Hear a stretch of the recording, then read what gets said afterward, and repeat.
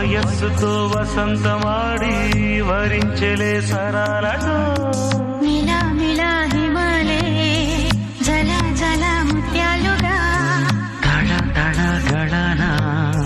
తటిల్లత హారాలుగా చేతులు తాకిన కొండలకి చలనము వచ్చెనులే ముందుకు సాగిన ముచ్చటలో మూవను పలికెనులే ఒక స్వర్గం తల వంచి ఇలా చేరే క్షణాలలో అందాలలో